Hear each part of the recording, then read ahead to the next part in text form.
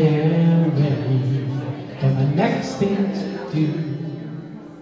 Whoa, I know it's gonna be everything new.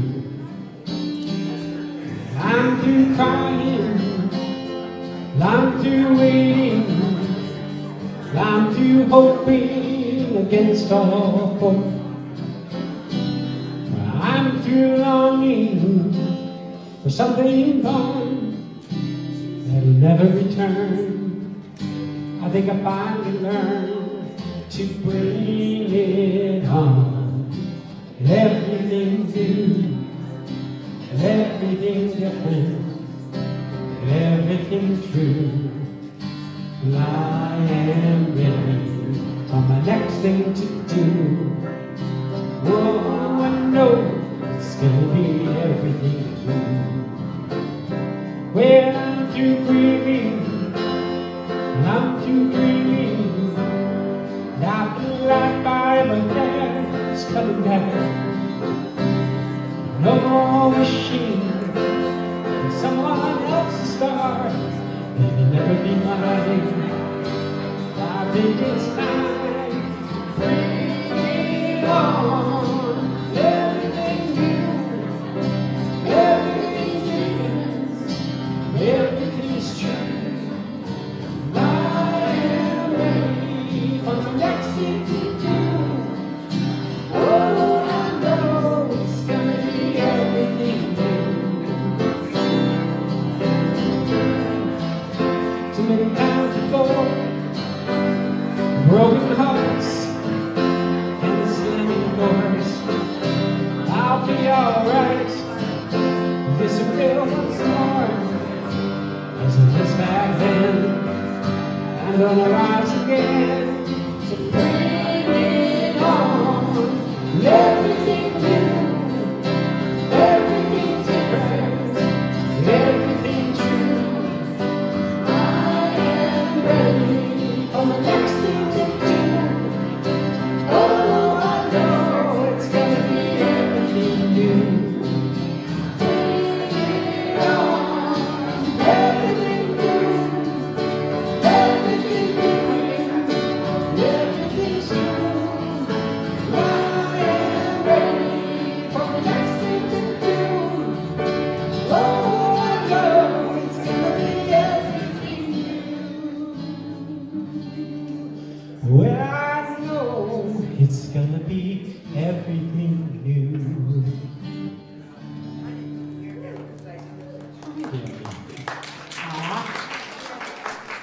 All right, here we go with Amber. No, we just can't do that. Well, we just did that. Sometimes you never know. Good morning, everyone. Thank you so much for not running Bloom's Day today. Welcome to Unity Spiritual Center, where we are about transforming lives and inspiring people to make a positive difference in the world. My name is Amber McKenzie, and I am your platform assistant this morning. Please take a moment now, if you will, to silence your cell phones. That'd be very appreciated. And we want to begin our time together by sharing our opening affirmation. I will say it once and then just ask you to repeat it with me. There is only one presence and one power active in my life and in the universe, God the Good. Together. There is only one presence and one power active in my life and in the universe, God the Good. This is Unity's foundation principle: one presence, one power, one life, living through and as each one of us. This morning we will hear the message from Dr. Gary Simmons, and then the meditation will be led by Dr. Jane Simmons. And we are being blessed this morning musically by the Wrights. Awesome. And they will lead us in our community song. Yes, we will. If you could stand, that'd be great. We're going to sing My Soul Is Welcome Here.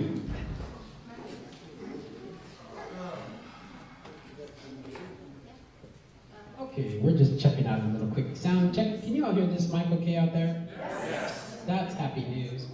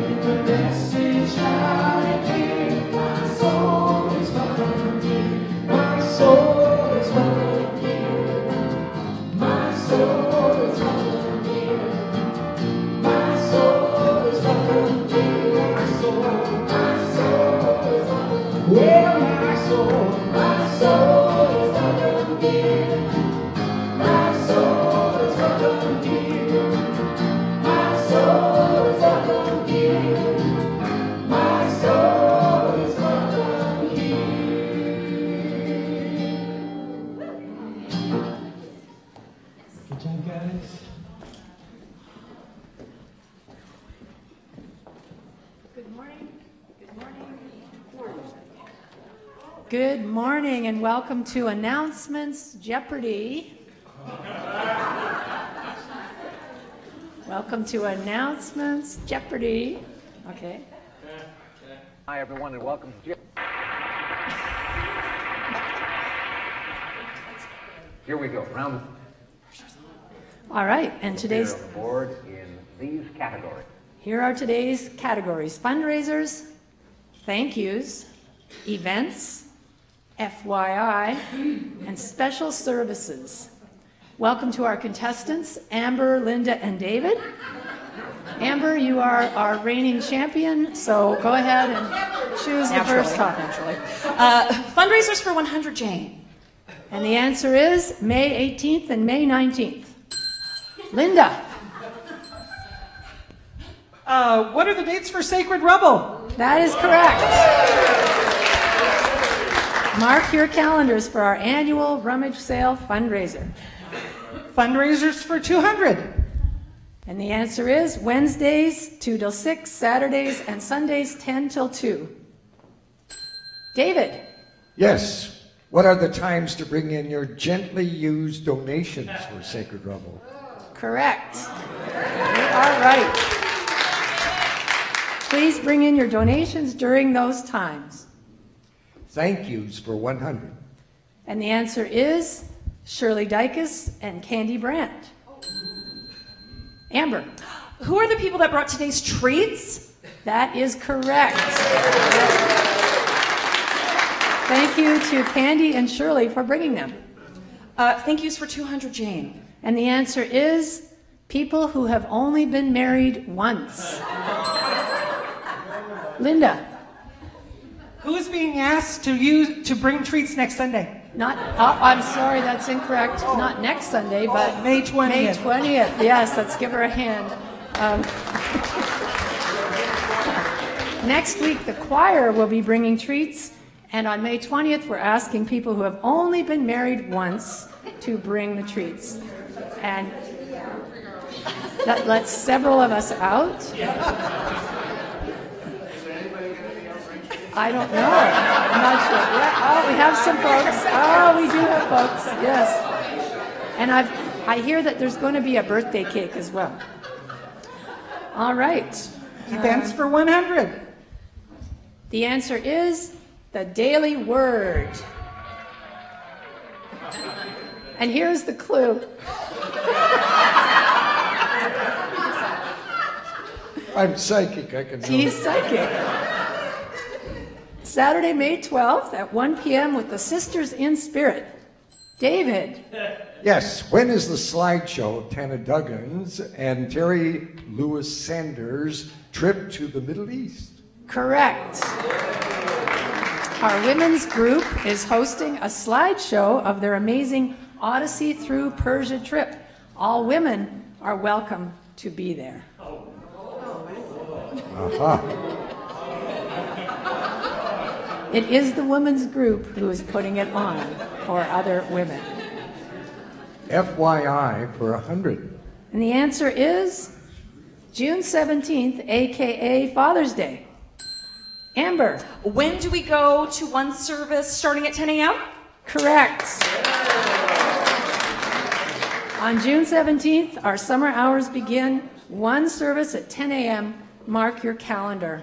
And now it's time for our final Jeopardy category. Here is today's final Jeopardy category. Special services. And here is your clue. June 10th, Reverends David and Donna McClure.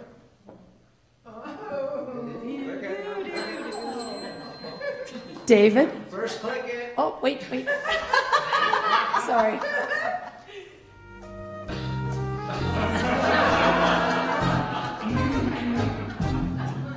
What's your answer, David? David. When are David and Donna McClure celebrating their 40th wedding anniversary? That's true.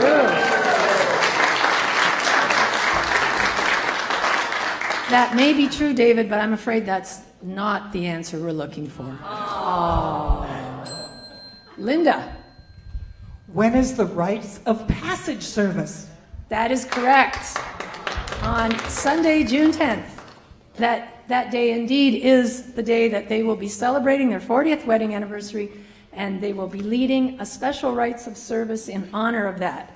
Here to tell us more about that is Reverend David McClure. Thank you to all of our contestants for being on Announcement Jeopardy. Thank you, Jane. 40 years ago, on this very platform, Donna and I were married here. And we invited the entire congregation to be with us. And it was tremendous to have all that support going through the passage of going into marriage. This church has been a tremendous support to us through many of our changes. Both Donna and I have gone through divorces in this church, so we won't be bringing snacks coming up. But we got a lot of support from the congregation during that particular time. And when I was minister here, I got tremendous support from all of you, especially when I was going through my cancer challenge, and then my own retirement, and more things to come. You never know. But I think of all the things that Donna and I have done in our years in ministry, more important even than preaching sermons on Sunday or teaching classes, are the rites of passage that we've had the privilege of being a part of. Marriages, memorials, christenings, turning points in people's lives. And we have the wonderful privilege of being supportive and present to help people through that next passage in their lives. So on the 10th of June, Gary and Jane are going to be at Unity Village, and they have invited Donna and me to do the service that Sunday. And I'm going to be talking about the power of passages. But we're also inviting any of you who would like to celebrate a particular passage in your life to come and be a part of that service. And we will actually have as part of this service, a ceremony in which we will invite you to stand up, and if you have friends and relatives with you, they can stand up with you, and we will do a ceremony to mark the occasion. And it can be anything from we're full service ministers, so we're good from the womb to the tomb. You know? Speak for yourself. Or is it the basket to the casket? I can't remember. But at any rate, if you're celebrating a birth or you have a child that wants or would like to be christened, if you have graduation going on, it's this time of year, perhaps a marriage renewal of vows that you would like to do, if some of those of you who are still married would like to renew your vows. Perhaps you're honoring someone who has passed away, and you'd like to remember them at that particular time. Maybe you're going through retirement. Whatever stage you are going through, if you're going through a passage from one state of mind to another, or one place in your life to another, we would like to invite you to be in the service and to bring your friends and relatives to stand up with you, and we'll honor that occasion. There will be there's going to be a sermon and some music too, but we're going to do this honoring of everyone going through a transition. If you are interested, we have a sign-up sheet on the desk over by Lisa's office there. You can sign up, because we're going to give certificates to each person, and there's going to be a reception afterwards, and there will be cake. Thank you very much.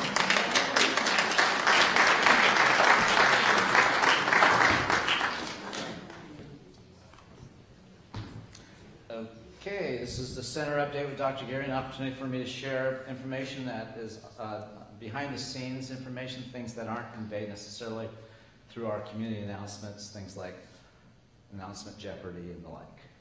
Anyway, so awesome. So I'll keep this brief because we have a full day today. So, just a couple things. Our first Sunday of the month is Name Tag Sunday, and many of you have your name tags. And this Sunday, we've asked that you identify when you found unity and who is the minister here, if it was here. And I have David McClure, 1971. so this is kind of history repeating itself. So do participate. It's also birthday Sunday, first Sunday of the month, so we're going to celebrate that when our kids come in. Just as a reminder, this Saturday we'll be celebrating the Celebration of Life ceremony. Lloyd Jacobson has passed, and so we'll be honoring Lloyd's life this Saturday at 10 o'clock, and everyone's welcome to support Harriet and the Bassans and family. So appreciate that. And then finally, the last thing I'm going to share is that we're still in the process of interviewing everybody, and so if you haven't been interviewed as a part of our Conscious Conversations project, it's an opportunity for you to sit down with someone who's just simply going to be asking about your experience here at Unity Spiritual Center, and that'll help contribute to a body of information that we're collecting that are really going to inform us with respect to what is moving in the heart of Unity Spiritual Center. So I hope you participate in that. That's all the center update for this morning. Let's get ready for meditation.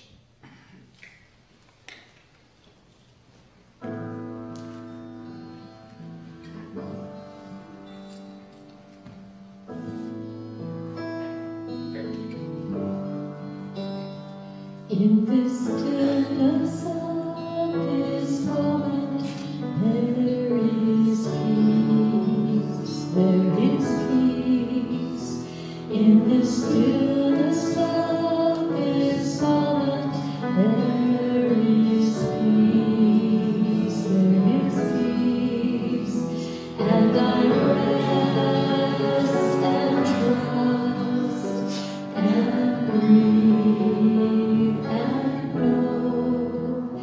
In this stillness of this moment, there is peace. In this stillness of this moment, there is love, there is love.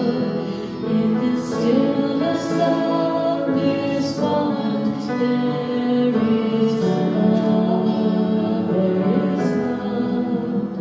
And I rest and trust and breathe and know. In the stillness of this moment, there is love. Join me for a moment of meditation. So I invite you to sit back in your seat. Close your eyes if that's comfortable for you. And begin to focus on your breath. Following it in and out.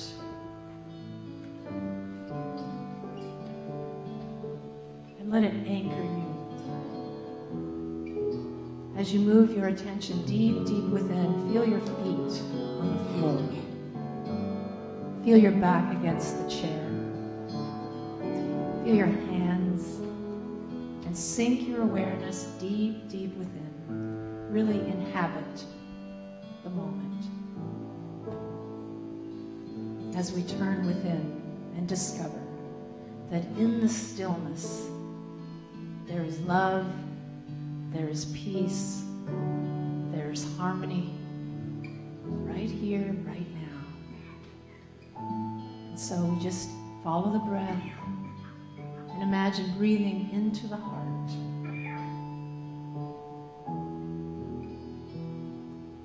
And as you do, bring into your mind's eye someone or something that you deeply appreciate and allow that feeling to be activated. Let it warm your heart.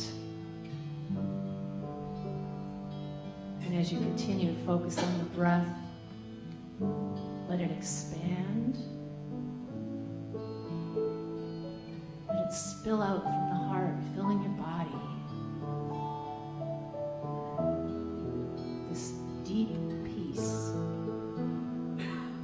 And we breathe into the heart and allow it to radiate beyond the body as we create an energetic field in this sacred sanctuary of peace and harmony, coherence, compassion, welcome. And as we continue to breathe into the heart and allow that feeling to radiate beyond the walls of this place, we enter the silence.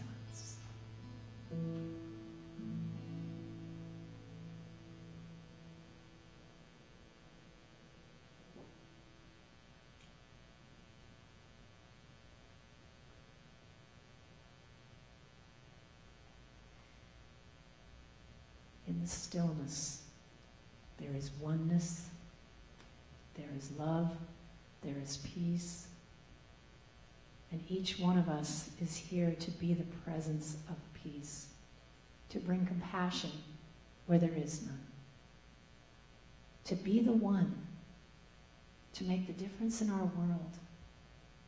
And for this truth, for the opportunity to be Spirit in action, we give grateful thanks. And so it is. Amen. In the stillness of this moment, there is love, there is love. In the stillness of this moment, there is love, there is love. And I rest and trust and breathe and know.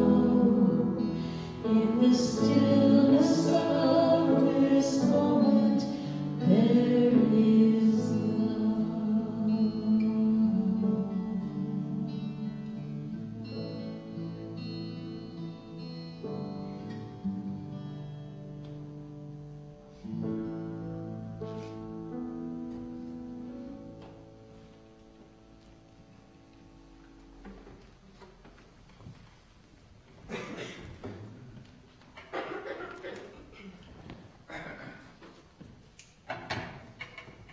Okay.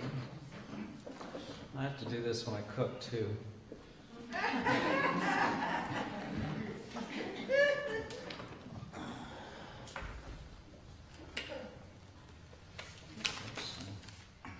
Okay, now I feel like I'm ready. So this is my talk title is, if you can read the graphic, it's the Involution, Evolution, Revolution.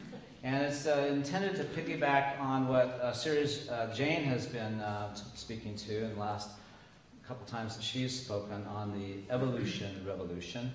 The whole idea that we're here to evolve, that part of what we're wanting to affirm with respect to our capacity to be able to be present in our life without being diminished by what we're having as our life experience, is the awareness that we're evolving, that we're growing, that we're somehow on a journey that is enabling us to discover aspects of our own self that are capable of showing up in a way that actually helps make things better. I mean, who had figured out that we were actually sent here because of these times, because of what we're capable of bringing forth with respect to who we are and what is needed in these times. And so to be conscious and be in the conversation about what is our role in evolving and also helping to midwife an expression, a greater expression of what we're creating together as a part of our human family's effort to evolve. I mean, we have to look at these times as inviting us to really own who and what we've come here to be in the context of our spiritual nature, in the context of our purpose. And so Jane has been talking about this idea that our external conditions compel us to grow and to adapt. And as she's described this evolutionary climb, this paradigm climb, with each level of development, we gain a greater vantage point and are able to look out at our experience first from one level, and then realizing as we ascend to a greater altitude, so to speak, that we're able to see things, and that elevated perspective changes our sense of what's happening in our world. Have you had that experience? Being able to see in one aspect of your life how you were a victim. Have you ever been a victim before in your life? But have you ever had the experience of having that same sense of your life, all of it being against you, but recognizing that it was never really against you, it was against you being not you. You were being who you were not instead. And so when we recognize that our life only looks and feels against us when we're not being who and what we've come here to be, it's exposing our disconnect. When we recognize that that's what's really going on, when we feel diminished in our relationship to life, then we shift into the question of, who do I need to be with what I'm having so I can make a difference? So my presence matters. And that's a different question than being in my discomfort and trying to figure out a way out of it. But what if we're able to be with whatever we're having and recognizing that it's inviting us to enter into our capacity to be unto our life the one, to make a difference. And so this is why we're interested in evolving ourselves out of, for instance, victimhood and into a state of empowerment, so that we don't allow what we're having in our life diminish us, but we ordain what we're having in our life to unfold us, to evolve us into a greater expression of who and what we've come here to be. That's Jane's expertise. That's what she is trying to call us into, is this welcoming this evolutionary process in these times, because they move us into our capacity to challenge our assumptions, to challenge our yesterday self, to own our capacity to really make a difference.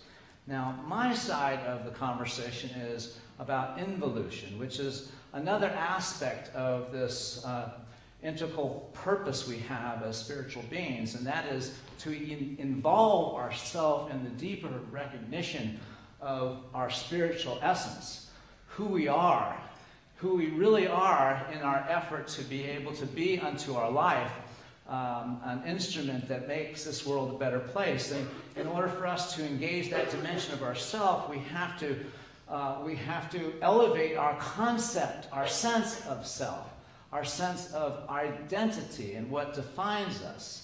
Because what defines us either empowers us or not, you see.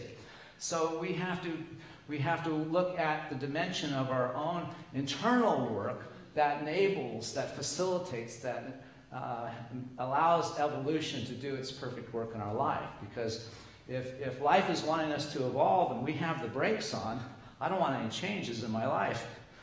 You know, don't force me to grow. Don't force me to give up my assumptions or my beliefs. You see, we can be in the way of our own development. So involution becomes the dimension of our unfolding, just as evolution is the dimension of our external unfolding into our greater capacity to be unto our world the one.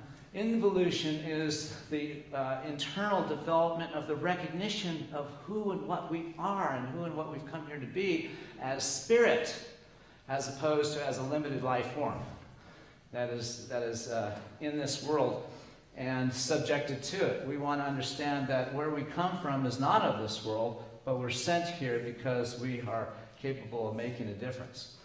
So if you're familiar with the work of Ken Wilber, how many are familiar with Ken Wilber?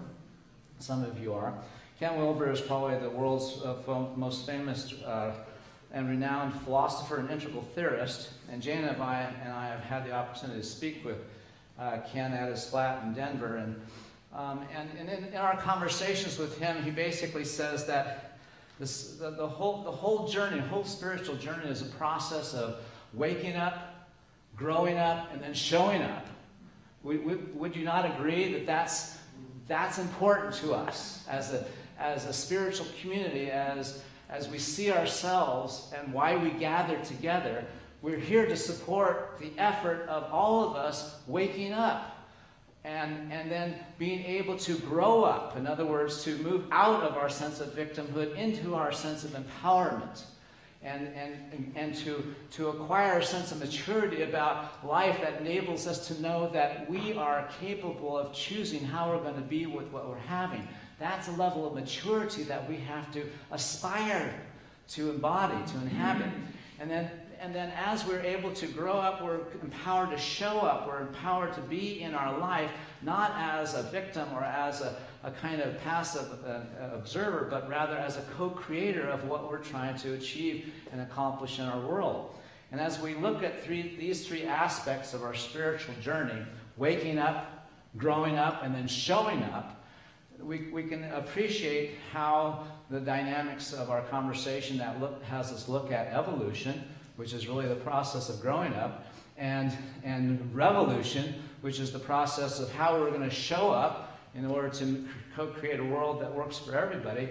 But all of that is linked to our engagement of that dimension of our being that is infinite, eternal, that is not tethered to our yesterday self, our old established self. We have to engage that dimension of ourself that is independent of our conditioning, independent of our beliefs, independent of our unconscious patterns. We have to somehow manage to kind of overcome all of this. And so part of our challenge is that we have to, in the context of learning at awakening to a greater dimension of ourself, is that we have to overcome some of the impairments that are a part of what this body-mind process is all about. And as we look to science, especially brain research, that tells us that 95% of our behavior, in other words, how we live ourselves, is basically unconscious. In other words, 95% of what we do is just reaction, or our routine, or our patterns, or our habits, or our addictions, or our preferences,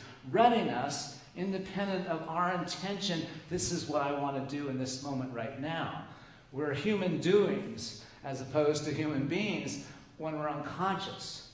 And if there is 5% of us that is trying to work against this 95% of those ingrained patterns of being, habits of being, then we can see how frustrating it is to try to work in consciousness with respect to dealing with our life's issues. And we can sort of see how it's our tendency to try to accomplish improving our life by trying to get something to change in the outer. But as we recognize that the outer is an effect of consciousness, then we have to turn to the effort of managing this challenge. How can we work with the fact that 95% of the way in which we be with whatever's happening in our life is a conditioned response? It's our old self being us. And there's 5% of us thinking that my life sucks, and wondering how we can change it, how we can turn it around. And the reality is that we have to somehow address what remains hidden to us or otherwise inaccessible that also defines how our life is. So if we co-create our own personal reality through the thoughts that we think, the beliefs that we hold, the habits of being that we invest our energy into, if that becomes the dynamic of how we participate in the co-creative process, then it behooves us to pay attention to what we're actually creating. And then take responsibility for that so that we can change it if it's not serving us. So the whole idea, if we look at involution as a process of waking up, can we also agree that part of waking up is addressing this conundrum that 95% of our behavior is driven or reactive or unconscious, and the 5% of us that wants to have a better life, how can we use that and leverage the whole dynamic of we're a body-mind activity, a process that we have to engage. And so let's look at it this way. When we are conscious, for instance, do you have any unconscious spending habits? I'm talking about money, let's say. And can you see how, if you're unconscious in your spending, how you can just spend as a matter that that's how you run yourself? You spend all of your money, and that's just how yourself operates with your money, or you save all of your money, and that's just sort of how your self system works. But studies have shown that if you can actually track exactly what you spend your money on, that the act of tracking or making conscious what is otherwise an unconscious process, you can increase your income by 20%. That if any of us want a 20% raise, imagine getting a raise of 20% of your annual salary. You'd have to get a second job to make up that much money, right? But what if all you had to really do to make up that much money, to gain a 20% increase, was just track your spending? Studies have shown that if you just write down how much money you spend your money on, all of a sudden you'll notice, oh, why am I spending money on this? Well, I don't need to spend money on this. Or if you convert to just cash, if you're just all on credit cards, that's another way of going to consciously tracking your spending. How many of you unconsciously eat? Okay, can you see if your unconscious way of consumption is not conscious, and that's what is just your way, how you can have trouble managing your weight if that's an issue or a concern for you? The moment that you make it conscious, your unconscious pattern or way of dealing with food, science has shown that the moment you track exactly what you eat, you will lose 20% of your weight. It's science. There's no magic about it. You don't have to be, asking God to lose weight or to create more abundance in your life. All you have to do is become conscious of how you're living yourself, and there's the increase. And so much of what awake means is just simply to become conscious of how we're living our life as we're living it. And it's because we're not paying attention to how we're thinking, our meaning making. We're not paying attention to what we're trying to notice. We're not paying attention to how we're otherizing, separating ourselves. When we're not conscious of these circuits, they inadvertently create the life that we have. And then it's the life that we don't want, and we push away. But we're pushing away the mirror that is trying to show the defect is in our creative process, how we're being with what we're having, what we're making it mean. We have to somehow become conscious in the midst of the unconscious patterns in our life. And so tracking is an intervention. Tracking can become a spiritual practice. So remember that. I've got to move on. So if we think about awake, and that when we wake up, something changes in our world, in our life. So in other words, before we're awake, we have to do all these things to try to get our life to work the way it needs to work. But then something happens. Something happens. Let's just say that we're not going to try to explain it, but let us just know that when we awaken, all of a sudden, being awake changes everything. Do you know what I'm talking about here? That if we can arrive at a place where, and if you can understand what I'm saying and agree that, yeah, I can hear you, you've had the experience of having an epiphany and it's changed everything. You didn't have to struggle with it. It just changed it because your capacity to see something that was formerly eclipsed by your old self or your conditioned self, when that veil is removed, all of a sudden the dimension of your being opens up and there becomes a different access of a different part of ourselves that also helps to contribute to the reality that we have. So we have to understand that the waking up process is almost like, after a good night's sleep. And so when we recognize, okay, we were asleep and now we're awake, the sleep state itself is understood as being not the reality that we have. But what I'm trying to describe is that we think that we're awake, but this is not the reality of awakeness. This is the reality of the story of separation. This is the reality of what gets created when our identity is embedded in a separate self. And so awakening means to begin to relate to ourselves, first of all, in the context of who and what we've come here to be as spiritual beings, as opposed to a life that's being lived in earthly conditions. Now, we're not going to deny the fact that we have stuff going on in our life, but we have to order the universe in the context of how it lives. The stuff in our life just doesn't happen to us. The stuff in our life arrives in our experience because there are aspects of our unfolding that are required, that the stuff that we have brings it forth. The very things that we're trying to bring forth are being called forth by the experiences that we have in our life. And so when we recognize that this is what's going on, then we're interested in, well, how do I wake up? Because when I wake up, my whole life changes and the effort's different. So let's talk about that. I've been using this slide on a number of occasions, and each time I try to explain it, I'm recognizing that it's a nuanced thing that requires a kind of understanding, in the sense that this that I have up here is my way of describing the circuitry of this idea that if our thoughts and our beliefs and our states of being create or contribute to our personal reality, what is the circuitry of that whole dynamic? And so the circuitry is, in the context, our habits of being, our habits of doing, our habits of how we're having our life, our habits of how we're feeling, our habits of how we believe, our habits of how we make meaning or perceiving.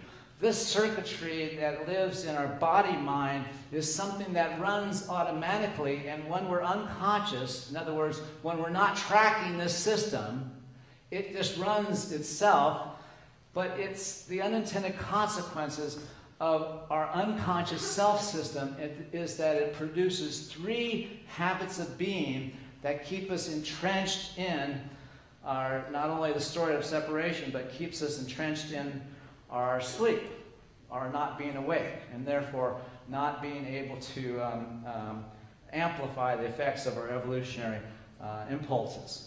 So as we look at the habits of being that are the unintended consequences of being unconscious, in other words, not tracking the self system, you see, I'm wanting you to memorize this.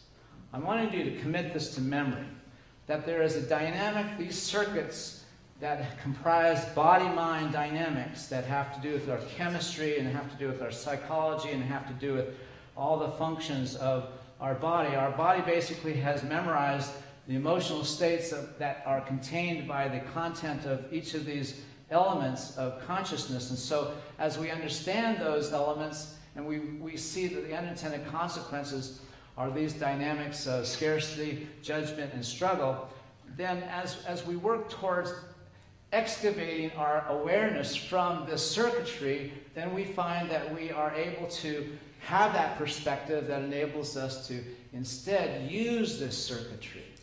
How can we use our capacity to perceive, to make meaning, and how can we use our intent, our effort, how we have our life be the way it needs to be? Those are things that we still have to use, and we use those in the context of that circuitry, but we still have to overcome these states of being if we're to awaken. And so here we go.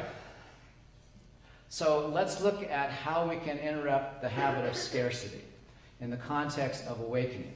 Let us just say that our sense of not enough, first of all, let me check in. How many of you have a sense of not enough? Okay. So just get in touch with a moment when you can kind of feel that sense that what you have is insufficient. And in that experience of noticing that what you're having is not sufficient, know that there is underlying that perception is a belief that I am not enough, because it's impossible to have an outer experience of scarcity without the inner component of a belief that I, Gary, is insufficient. And then the next step is to recognize, no, that's a belief. That's a habit of believing that I have, that I'm not enough. It's not the truth in me. But when I remember it's a belief that I'm experiencing the outer manifestation of my inner sense of inadequacy. If I can become aware if I can track that, I begin to loosen that experience's capacity to define me. And I'm better able to then shift my attention to the internal issue, which is my sense of not enough, not what I'm having. The outer experience of insufficiency is not the problem. The inner belief that I am not enough because of what I'm having, that's the problem. And so I have to involve my attention and awareness in unpacking and dismantling this belief that I am not enough. No, I have a belief that I'm not enough, but that's not my truth. And so if I have a belief that I'm not enough, set that aside. What's the true belief? That I'm more than enough, that I'm worthy. Okay, and so that's what I need to repeat over and over and over again. That process of challenging my reality with respect to what I'm having. Locate the belief that's underlying the discomfort that I'm feeling, and then shift into the choice of what is the truth, and then to be in the felt experience of living and being with that truth as I welcome and receive the outer experience that is still trying to coax me into owning my magnificence, owning my capacity to be the one. So that's an internal work. In other words, I didn't say anything about how to fix or deal with the lack in the outer, but we can't deal with the lack in the outer until we resolve the internal not enough. The second thing, otherizing, judgment. So the reason why judgment, let me just check in. How many of you are guilty of judging? Okay, got it. So you see, we all are subjected to these habits of being. And so when we're in the habit of otherizing or judging, we're continually trying to place the burden of our well-being outside of ourselves. We're coming up with reasons why we're not able to succeed or not able to perform. We have some outer evidence. So this idea of judgment is creating evidence in the outer for why that we have to be the way we are. Or we're comparing ourselves with somebody else. And so the only way to resolve this dynamic, this habit of being, is to understand what's really going on when we judge somebody. What's really going on when we become defensive when we're judged. Because if we understand what's really going on, it's not about what we think it's about, and that is somebody's trying to make me wrong, or I'm trying to just point out what's true. But the reality is that we're all connected. The reality is that except for the grace of God, there go I. That it is impossible for me to judge someone when I recognize that if I had that mind, if I had those life conditions, if I had that family tree, I would be exactly the same as that person. And until we recognize that there is no person that would choose a life of suffering or a life of lack or a life of otherizing or a life of struggle, just like we would not choose it, but it becomes what our struggle, what our effort is in our human family struggle to kind of know our worth, know who we are, know what we've come here to be and do. And if we're to transcend that issue, we have to abandon this idea of comparing ourselves with somebody else or seeing somebody else as against us or seeing anybody doing something that is contrary to our assessment of what should be done, because the reality is that we cannot judge it, because we would be the very same person if we had those same factors activated in our own consciousness. So the fact that someone's doing something that they shouldn't do doesn't leave them off the hook. It's just for us to remember that we would be capable of the very same things that we would judge if we're not understanding that the factors that define us are factors of consciousness and how we're being within ourselves. And so that's why it's important for us to have compassion and understanding. And finally, the last thing I want to mention is this whole idea of struggle, that when we believe incorrectly that we are our experience, that what we have is the truth of us, then to have something else means we have to change the outer experience. Have you ever had to have things be a certain way in order for you to feel okay? It's just a fur ball. Keep coughing this stuff up. Because as we recognize that this is what we do, and that's the nature of the self system that runs us when we're not conscious. If we don't intervene, we can't complain to anybody, or we can't find fault outside of ourselves, when these are the three fundamental conditions that keep us in this struggle. And so this is our job. We have to own this. We have to take responsibility for the struggle of our own life. And so when we think about struggle, it's basically dealing with stuff in our life, right? And it has to do with time. And so our struggle typically has to do with something's not happening that we want to have happen. And so it's not here yet, right? And so we have to get it. And so there's something to acquire, there's something to do, there's effort to be expended.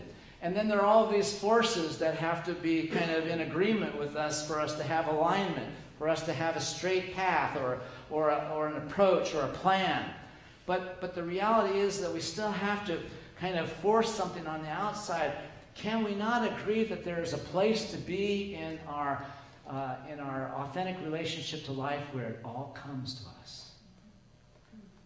Where our greater good comes to us, finds us.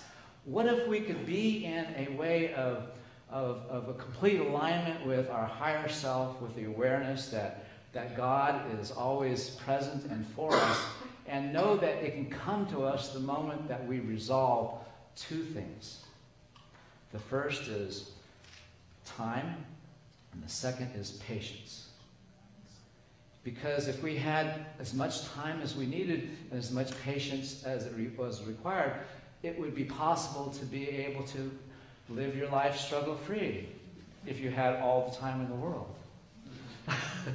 But we don't have all the time in the world, so it seems. And so our effort now is to be, how can we shift out of struggle when something's not happening and it needs to happen? Well, what if we move out of thinking that what's needed to alleviate my struggle is patience, my capacity to be able to endure, to wait, just kind of let it happen, to being present. So shift from patience to presence, and feel a difference between when you're present to your life. Time is not an issue. And so if you're having to be patient because you're waiting, shift out of being patient to being present and see what happens. The second thing is that we're focused on time. And as we think about all the things that have to happen on time, it becomes a source of stress and worry for us. But what if we move from things that have to happen at a certain time to things happen on time? That there's divine timing. That things will happen when they're supposed to happen. And our effort is not to make sure it happens on time, but that it happens perfectly in time. Can you see the difference? Can you feel the difference? Okay. Finally, the last thing I'm going to say is that as we look at the whole idea of awakening up, we have to awaken to the sense that our sleep is our sense of separation. Our sleep is our disconnect from being connected to that dimension of ourself that is infinite and eternal. Waking up is about opening to our capacity to co-create a world that works for everyone, and to own our responsibility to be unto our own life the one, the avenue through which God brings forth a greater good. And in that effort, then we call forth a mechanism within the system of life that brings us into greater alignment with that dimension of ourself that could be described as God's presence embodied. And so when the Buddha was asked after his time of enlightenment, "Who are you?" His famous response is "I'm awake." And so we need to remember that this is a state of being.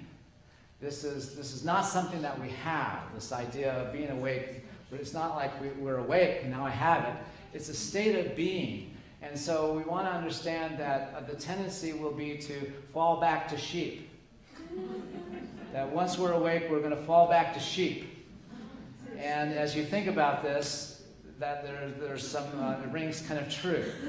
That our tendency is that for the bulk of us, when we're living unconsciously and just allowing our life to unfold as if that's just the life that we have, then we've fallen back to sheep. We become modulated by the world that surrounds us. Instead, that we have to be in this effort to say, I am awakening. I might not be awake now, but can we not say together, I am awakening? Let's say it together. I am awakening. And I'll finally close by just saying that if we are awakening, then we have to remember we can't sleep through our awakening. And that's available at the Unity Bookstore or on Amazon.com. Thank you so much.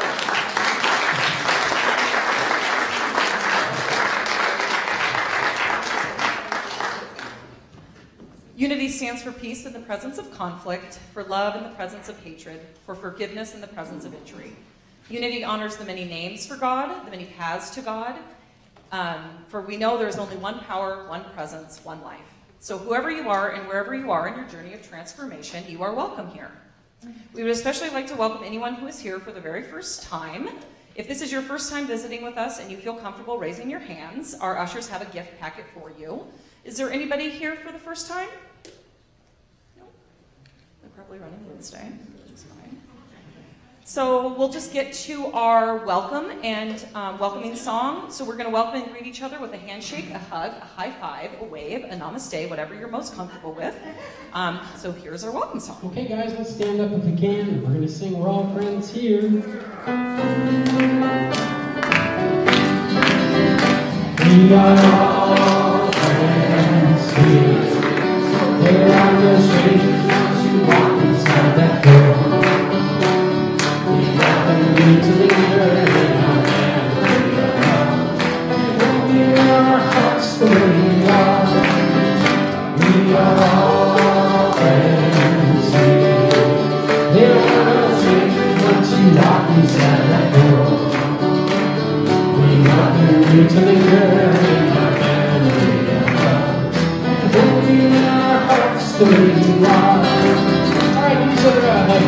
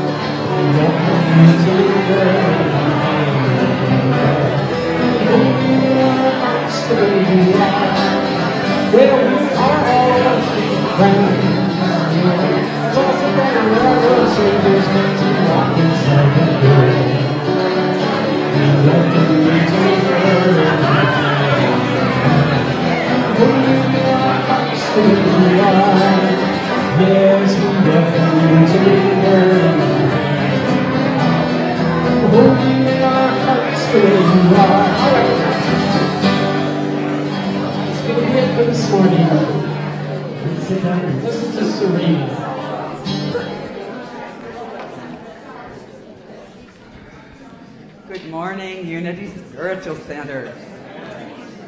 I'm Serena Lauren, your board vice chair and chief rebel rouser.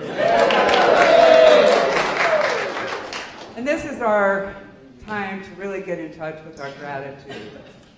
And for me, I am really feeling the blessing of those of you who have released things that no longer serve you to sacred rubble. And I'm inviting anyone who hasn't had that opportunity to please take on that blessing, because anything you own takes up energy. So the more you clear, the freer you are to transform. And that's what we're about here. So if you would take our offering blessing with me. I know that my giving blesses and multiplies all that I am, all that I have, and all that I give and receive. Thank you, thanks for the abundance that is mine to share. Yay, God. All right, ladies and gentlemen, I was listening to the Oh Brother, Where Art Thou soundtrack the other night. Isn't that a great movie? I got that one, no? No? Anyway, okay, there's a great song in there from the 1930s called Keep on the Sunny Side. It's a perfect song, right? Gotta love that. And we're going to ask you to sing the chorus with us this morning, but we're also going to ask you to not clap your hands. And I'm being quite serious. This band is a very, we hired these guys and they're tight. And so you gotta listen. So sing, but don't clap, okay? Totally serious.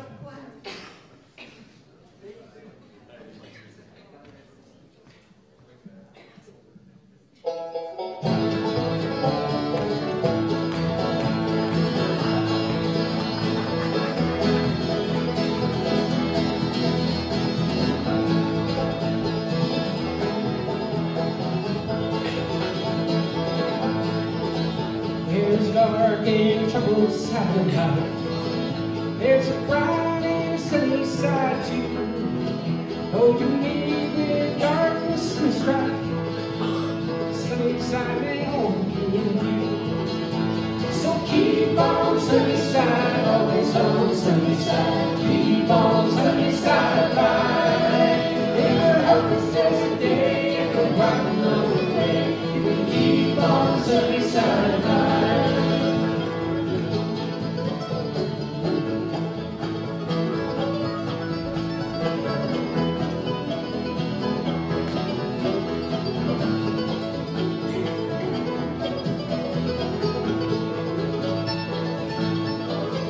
Oh, the storm and the fury rage today, crushing hope that we cherish so dear.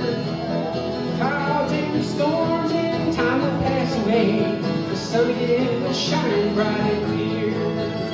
So keep on sunny side, always on sunny side. Keep on sunny side of life. It will help us every day, right along the way. Keep on sunny side of life.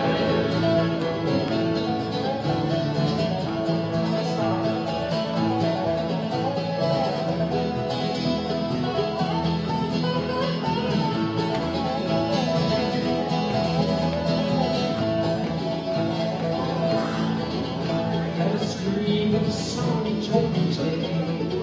Oh, the moon and cloudy your feet. Let us trust in the Spirit always. Keep us everyone in there. So keep on sunny side, always on sunny side. Keep on sunny side of life. It will help us every day. It will brighten all the day. We keep on sunny side of life. Sing it on now. Keep on sunny side, always on sunny side. Keep on sunny side of life. It will help us every day. It will brighten all the day. We keep on sunny side of life. One time, if we keep on sunny side of life.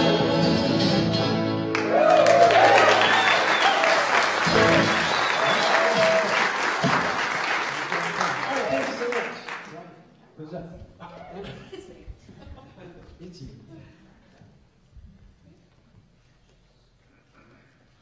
We give thanks for these gifts and for those who have given them as we send them forth to bless our world. And so it is. Okay.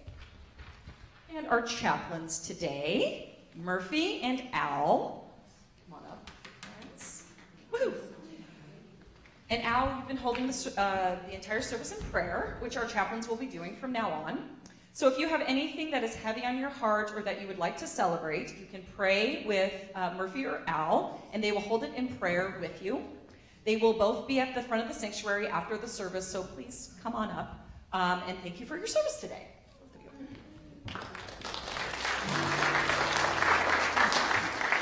And also, I want to bring your attention to the prayer request form that is found in the seat pocket in front of you. It looks like this.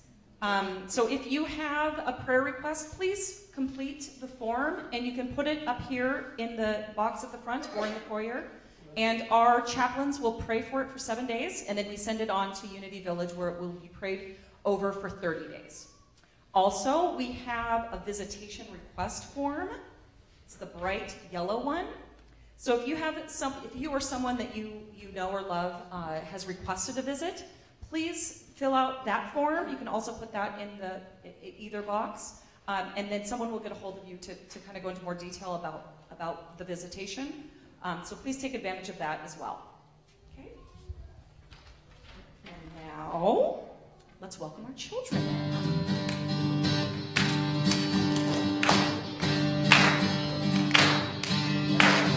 We are singing for this joy in our lives. We are singing for this joy in our lives. We are singing for this joy in our lives. We are singing for this joy in our lives. We are singing. Oh, we are singing for this joy in our lives. We are singing. Oh, we are singing for this joy in our lives. We are singing for this love in our lives. We are singing for this love in our lives. We are singing for this love in our lives. We are singing for this love in our lives. We are singing.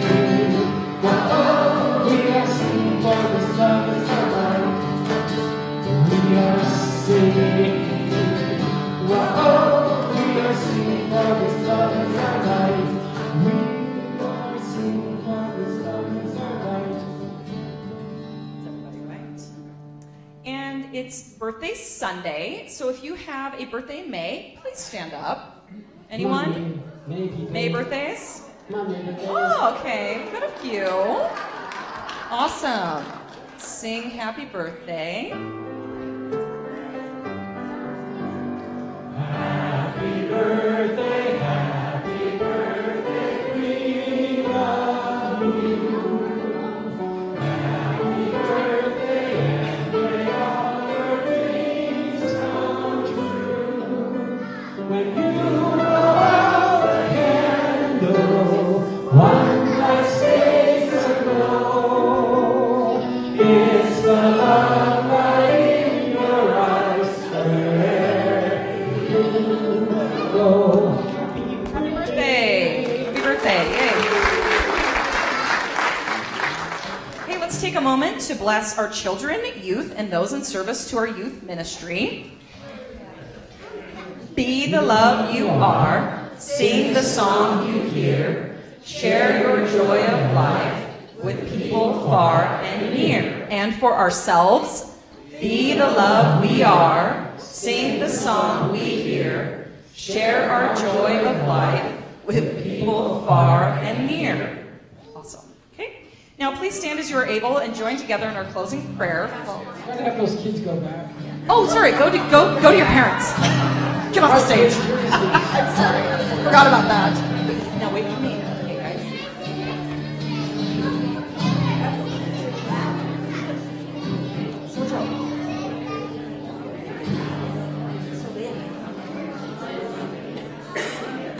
Okay, now, and everyone's standing, that's good. And join together for our closing prayer, followed by the peace song. The light of God surrounds us. I am the light of God. The love of God enfolds us. I am the love of God. The power of God protects us. I am the power of God. The presence of God watches over us. I am the presence of God. Wherever we are, God is, and all is well. And that's the truth.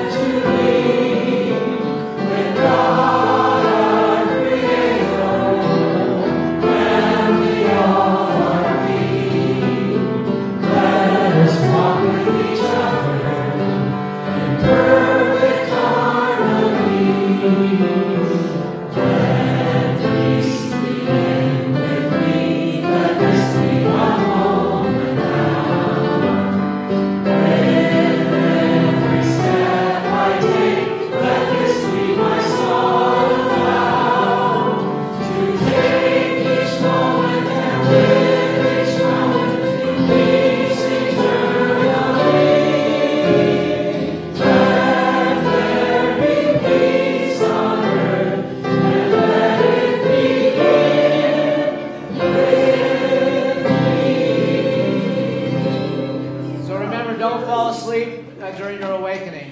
We have a book about that.